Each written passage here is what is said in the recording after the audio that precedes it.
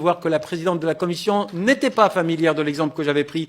Je lui ai dit, vous savez, le pire de ce qu'on a fait jusqu'à présent, c'est de fabriquer des fausses élites musulmanes et de leur donner la parole au nom de leurs co-religionnaires. Et c'est ça qui...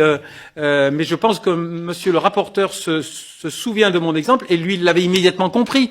Parce que j'imagine que quand il entend l'imam Chalroumi parler au nom des musulmans, alors qu'on a choisi ce monsieur pour son incapacité abyssale à aligner 3 phrases, eh bien il se sent humilié, ostracisé, stigmatisé, comme absolument tout Français de confession musulmane qui dit mais quel est ce système qui me fait représenter par des gens dans lesquels je ne me reconnais pas.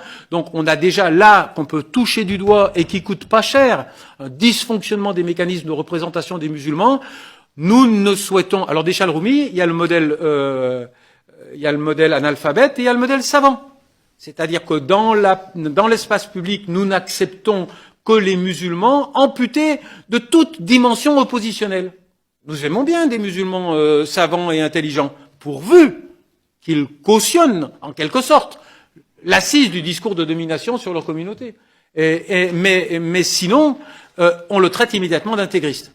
Ce que je dis, moi, François, patron Saint François d'Assise, si c'est Mohamed qui le dit, au bout de 2 minutes, il est traité d'intégriste.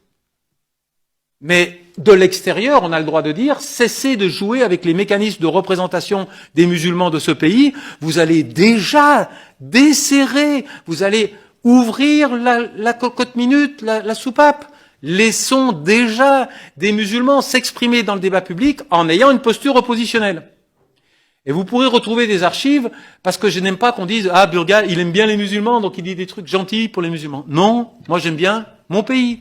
Au nom de l'intérêt que je porte à mon pays, il y a déjà 20 ans, j'ai dit, s'il y avait plus de musulmans râleurs, protestataires, dans l'espace du débat public français, nous aurions fait moins de conneries dans cette région du monde.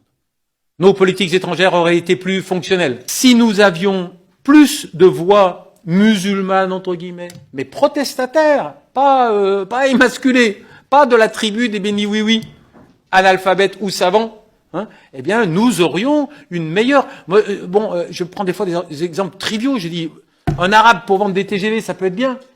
Eh ben, un arabe pour nous dire la perception qu'il a des dynamiques politiques dans le monde arabe, ça peut être bien aussi. Ça peut aider. Sachons nous appuyer sur une perception expurgée d'une série de contingences, de difficultés qui sont inhérentes à l'histoire. Pourquoi on n'arrive pas à nous corréler rationnellement avec les dynamiques politiques dans cette région du monde? Bon, on pourra en parler pendant des heures. Il y a des explications parfaitement rationnelles, d'accord? Nous sommes en symbiose avec la petite frange des populations maghrébines qui nous disent dans la langue que l'on comprend ce qu'on a envie d'entendre. Mais si on accepte cette interaction, on va voir que la matrice des valeurs communes, elle est bien là.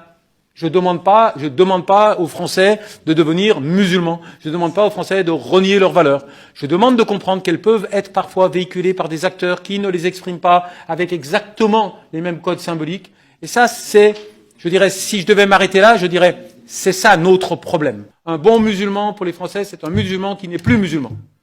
Et donc, je pense qu'au cœur de notre difficulté à interagir efficacement dans le monde arabe actuellement, c'est notre incapacité à créer une relation rationnelle avec cette génération politique qu'on balaye d'un revers de main en l'appelant islamiste, sans faire l'effort intellectuel de comprendre ce qu'il a produit. Et si on fait cet effort intellectuel, et on peut le faire si vous voulez que vos questions portent là-dessus, parce que je vais m'interrompre, on va voir que notre erreur, ça a été ça.